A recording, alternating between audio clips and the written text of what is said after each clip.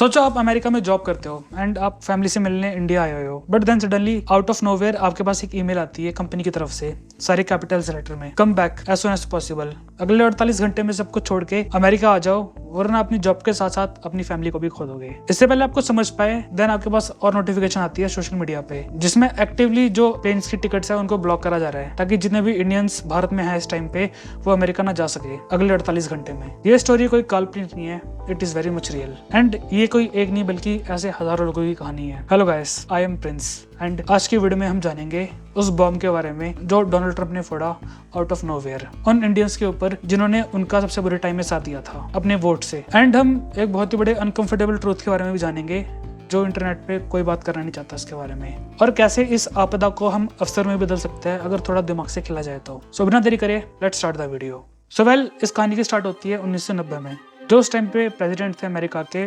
George Bush के पिताजी। तो उनका मकसद था कि जो अमेरिका है उसको एक सुपर पावर बनाना है, ना सिर्फ मिलिट्री के सेक्टर में बल्कि हर जगह, space, science, medicine, computers, everything. But in चीजों में महारत हासिल करने के लिए चाहिए होता है टैलेंटेड लोग, एंड इसी के तहत अमेरिका ने एक स्ट्रेटेजिक टूल बनाया जिसका नाम था H-1B वीजा, एंड उसको थमा दिया अमेरिकन कंपनीज को। सो इन केस फॉर एग्जांपल अगर कोई कंपनी है बहुत बड़ी जैसे कि गूगल, और अगर उनको कोई एक इंजीनियर चाहिए होगा इंडिया से जो कि बहुत ज्यादा एक्सेप्शनल है, अगर उसकी मदद से अमेरिका दुनिया में अपना वर्चस्व हासिल कर सकता है तो वह अमेरिकन सरकार को रिक्वेस्ट कर सकती है इन अ फॉर्म ऑफ स्पॉन्सरशिप कि हम इस आदमी को बुलाना चाहते हैं एंड प्लीज ये आप फीस पकड़िए हमसे, विच वॉज अराउंड $3,000 to $4,000 या फिर 4 से 4.5 लाख रुपए। इवन तो ये अमाउंट सुनने में थोड़ी ज्यादा लगती है, बट जो बेनिफिट था उसका वो उससे कहीं ज्यादा गुना होगा। एंड इसी के तहत एक नई फील्ड बनाई जाती है स्पेशलिटी ऑक्यूपेशन, ऐसी जॉब्स जिसके लिए सबसे ज्यादा इंटेलिजेंस चाहिए, जिसके लिए सबसे ज्यादा क्वालिफिकेशन चाहिए, एंड वो बस 1% की 1% पॉपुलेशन में हो सकता है। और इसी के तहत जो पूरी दुनिया का टैलेंट था वो अमेरिका में आने लग गया, और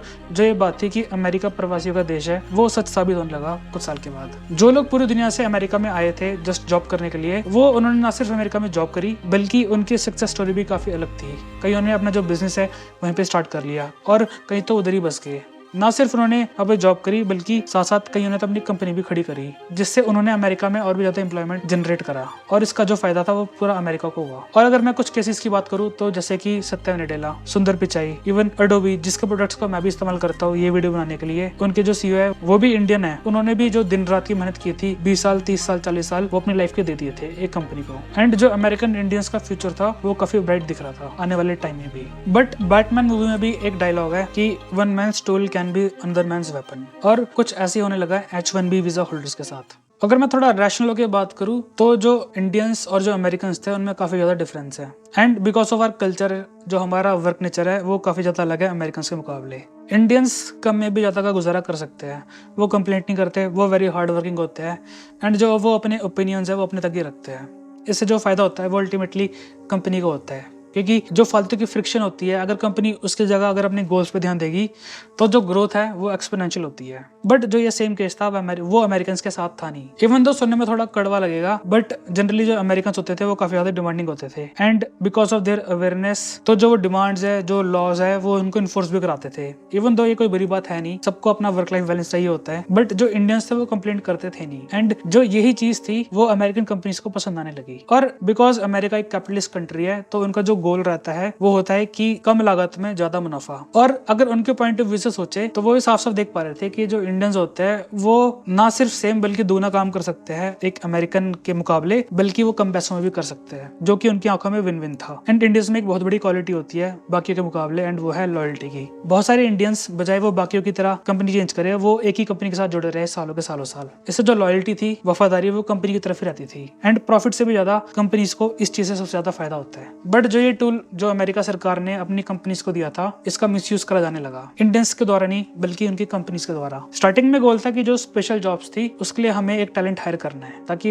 अमेरिका ऊपर जा सके। बट देन सडनली कंपनीज ने रियलाइज करा कि अगर कोई मिनियल जॉब भी है तो बजाय कि हम अमेरिका में जितने भी बेनिफिट्स होते हैं अमेरिकन वर्कर्स को वो दे, इससे बढ़िया जो वो जॉब है हम क्यों ना हम उसको आउटसोर्स कर दे किसी और बंदे के थ्रू। वही काम वो चीपली भी करेगा एंड कोई कंप्लेंट भी नहीं करेगा। वो उनके लिए विन विन सिचुएशन थी, एंड एक परसीव्ड नोशन क्रिएट होने लगा कि जो इंडियंस है वो काफी ज्यादा इंटेलिजेंट है, मैथ में भी, लैंग्वेज में भी, एंड जितने भी स्पेलिंग भी कंपटीशन होते हैं अमेरिका में, वो इंडियंस जीत रहे कई सालों से। ये चीज हमें तो सुनने में अच्छा लगता है, देखने में भी अच्छा लगता है कि एटलीस्ट हम इंडियंस कहीं ना कहीं बढ़िया तो कर रहे हैं, बट बिलीव मी ये बस आधी पिक्चर है एंड पूरा पार्ट रियली बहुत ज्यादा डरावना है। अगर आपको याद होगा स्कूल के टाइम में, तो हमें बताया जाता था कि पढ़ लो वरना जो शर्मा का बेटा है वो तुमसे आगे निकल जाएगा। एंड जो ये शर्मा का बेटा होता था, by the way no hate against Sharma, मैं भी खुद शर्मा हूँ, तो मैंने भी चीज सही है कि जो शर्मा का या वर्मा का बेटा होता था वो तुमसे हमेशा आगे निकलेगा और वो आगे ही निकलेगा लाइफ में, चाहे तुम जो मर्जी कर लो। तो इससे एक नोशन क्रिएट हो गया परफेक्शन का कि तुम्हें एक स्टैंडर्ड से कंपेयर करा जा रहा है। इवन दो बचपन में चीज थोड़ी ठीक भी लगती थी, बट ये आउट ऑफ द हैंड चली जाती है अगर इसको काफी लंबा खींचा जाए। एंड ऐसे हो रहा था अमेरिकन के साथ। अगर हम अमेरिकन के पॉइंट ऑफ व्यू से सोचे तो तब जाके हमें इस इशू का अच्छे से पता लगेगा। उनकी नजर में ये हो रहा था कि जो जॉब्स वो डिजर्व करते थे वो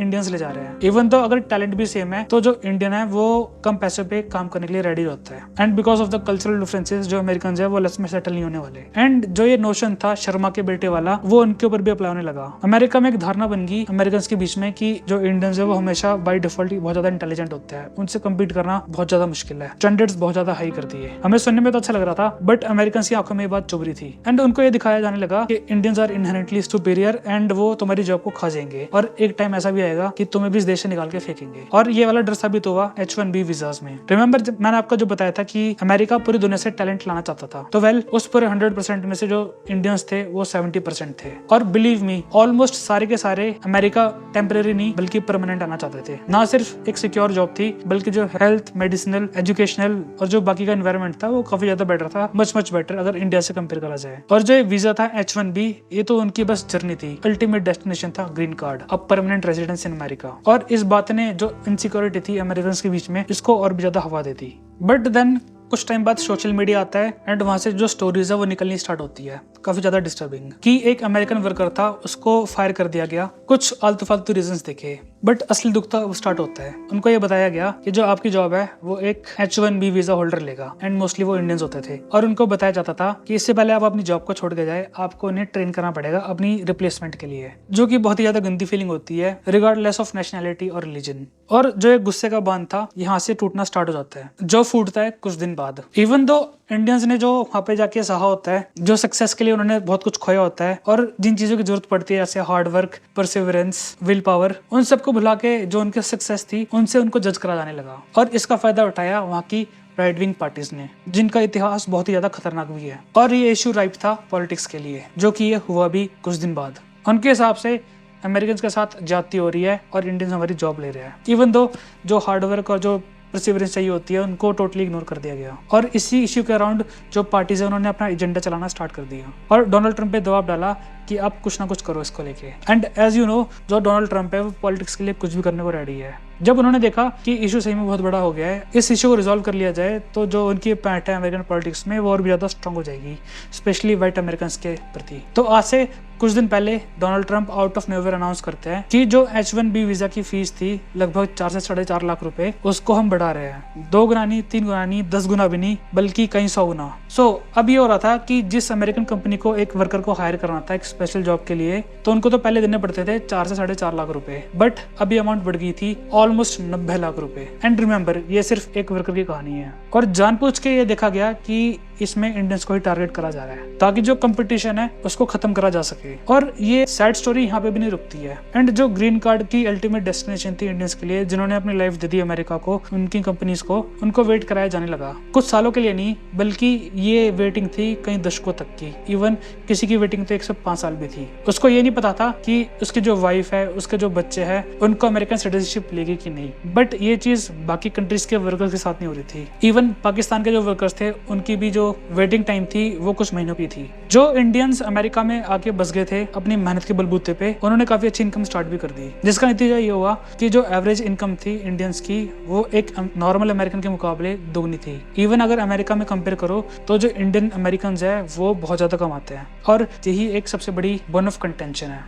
जनरली समाज बटा होता है कई ग्रुप्स में, एंड जो टॉप के लोग होते हैं वो एक कम्युनिटी बना लेते हैं, क्योंकि उनको पता होता है कि सक्सेस के लिए कुछ ना कुछ चीज़ों की रिक्वायरमेंट होती है, और जो अपना कल्चर है वो उस हिसाब से इसको इवॉल्व भी करते हैं, और बाद में उनको सक्सेस मिलती भी है। बट देन ये होता है कि सोसाइटी में ऑटोमेटिकली एक सेग्रीगेशन हो जाता है कि कुछ लोग तो बहुत ही ज़्यादा अच्छा कर रहे हैं, बट जो बाकी की कम्युनिटीज़ होती है जब वो उनको देखती है तो वो उनके हार्डवर्क को भुला के उनकी सक्सेस को देखती है। बट जैसे जैसे गैप बढ़ता रहता है तो वैसे वैसे उनके ऊपर एक इल्ज़ाम लगना स्टार्ट हो जाता है कि ये कम्युनिटी अच्छी नहीं है, इन्होंने चीट करा हुआ है, या फिर इन्होंने जो हमारे जीसस क्राइस्ट है उनको जो दागने के लिए लोहे थे वो इनकी कम्युनिटी नहीं बनाए थे। And I am talking about the Jews, जो हर फील्ड में बहुत ज़्यादा अच्छा करते हैं। इवन उनकी जो पॉपुलेशन है पूरी दुनिया में वो 0.2% है, बट जितने भी नोबेल पुरस्कार है उसमें से 22% जूइश है। एंड जूइश कम्युनिटी हमेशा जो पढ़ाई, जो लिखाई, इवन जो एंटरप्रेन्योरशिप है, हर जो फील्ड होती है उसमें हमेशा सक्सेसफुल होती है। एंड यही उनके डाउनफॉल का रीजन बन गया। वर्ल्ड वॉर 2 में जब जर्मनी हारा तो एक नैरेटिव क्रिएट करा गया कि कुछ जो जूइश बैंकर थे उन्होंने जानबूझ के जो इंटरेस्ट रेट थे वो गिरा दिए, बढ़ा दिए वॉर के टाइम पे, जिससे जर्मनी जंग हार गया।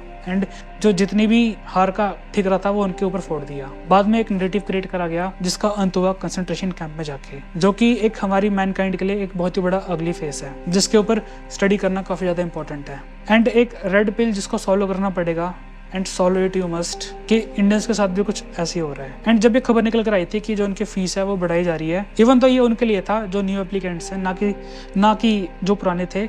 एक रूमर क्रिएट करा गया, एक ग्रुप है 4chan के नाम से अमेरिका में। एंड अगर आपको अमेरिका का असली चेहरा देखना है तो इनके सिटीज नहीं बल्कि इन ग्रुप में जाके देखो, यहाँ आपको पता लगेगा उनके असली चेहरे के बारे में कि वो एग्जैक्टली सोचते क्या है। वहाँ पे काफी खुशियां मनाई जाने लगी कि जो इंडियंस है अब उनको $100,000 देने पड़ेंगे। एंड स्टार्टिंग में डोनाल्ड ट्रम्प का जो स्टेप था वो और भी ज्यादा हार्श था। ये अमाउंट वन टाइम नहीं बल्कि एनुअल रखी जाने वाली थी, बट सडनली पुशबैक आया तो उसको वन टाइम में कन्वर्ट कर दिया, जिसके ऊपर पहले जश्न बन रहा था इसी ग्रुप के अंदर। बट बाद में फिर यही लोग ट्रम्प को क्रिटिसाइज करने लगे कि ट्रम्प हार गया, और जानबूझ के उन्होंने एक ऑपरेशन चलाया जिसका नाम रखा गया था ऑपरेशन क्लॉग द टॉयलेट। इसमें ये था कि जानबूझ के जो फ्लाइट्स इंडिया से अमेरिका आने वाली थी बुक करा जाने लगा। एंड कई सारे ग्रुप्स बनाए गए जिसमें इंस्ट्रक्शन दी गई थी कि आपको टिकट परचेज नहीं करनी है, आपको बस कुछ टाइम के लिए होल्ड करके रखनी है एंड बाद में इसको आपको कैंसिल कर देनी है। इससे ये होता है कि जो एयरलाइंस होती है वो टिकट को आधे घंटे के लिए होल्ड कर लेती है, और अगर जिसको सही जरूरत होती है उस टिकट की तो वो उसको बुक नहीं कर सकता। और इसके दुगनी मार पड़ने लगी इंडियंस को, जब जो एल्गोरिथम है उसने देखा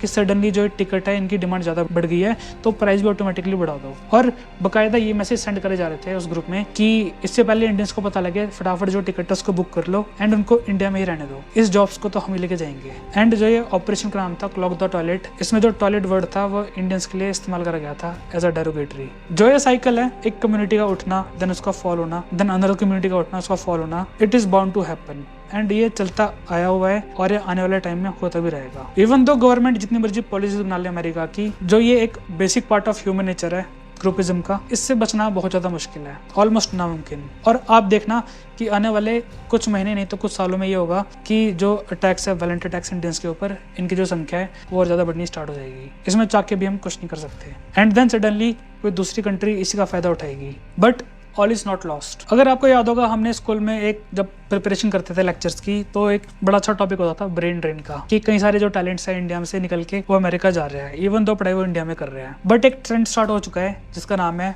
ब्रेन गेन, कि ये जितना भी टैलेंट है वो वापस आ सकता है। और जो ये आपदा है आने वाली, अगर हम थोड़ा सा दिमाग लगाए तो इसको हम एक अवसर में भी कन्वर्ट कर सकते हैं, एक सही एटीट्यूड, एक सही पॉलिसी के साथ, जैसे कि tax reduction, breaks, favourable policies, specially उन टैलेंटेड इंडियंस के लिए जो अमेरिका में सालों साल रहे हैं। एंड इसमें कुछ नया व्हील इन्वेंट करने की जरूरत नहीं है, बल्कि जो काम अमेरिका ने करा था अगर भारत सरकार उसको सीधा कॉपी पेस्ट भी करेगी तो भी इसे इंडिया का बहुत ज्यादा फायदा होगा। और जो सबसे बड़ी प्रॉब्लम है गवर्नमेंट की, उसको हमेशा के लिए सॉल्व भी करा जा सकता है, जिसका नाम है अनएम्प्लॉयमेंट, जो इंडिया में हर साल दर साल बढ़ रही है। और अगर इसमें अभी भी डिले कर दिया तो जो हाल नेपाल में हुआ था वो इंडिया में भी हो सकता है, और कुछ ज्यादा फ्यूचर में देखने की जरूरत नहीं है। और अगर आपको रियली जानने की सरकार ने कैसे जो यूथ है उनके हकों को ना सिर्फ दबाया बल्कि उनका पैसा भी खाया, और कैसे जो उनके prime minister KP Sharma Oli थे, एक मजे हुए पॉलिटिशियन जिन्होंने इंडिया और चाइना तक को भी हैंडल कर लिया, वो यहाँ पे आके भी हार गए, तो then check this video out. It is a really eye opener कि कैसे जो अनएम्प्लॉयमेंट है वो पूरी देश की पॉलिसी को बदल सकता है। एंड अ रिमाइंडर, अगर आपको ये वीडियो अच्छी लग रही है सो प्लीज एक लाइक और एक शेयर का बटन जरूर दबा के चाहिएगा। It will be totally worth it for me कि जितनी भी मैंने रिसर्च करी है मैं आपके लिए और भी अगली वीडियो बना के लेकर आऊँ सेम एनर्जी के साथ। तब तक ले जय हिंद, good bye and take care.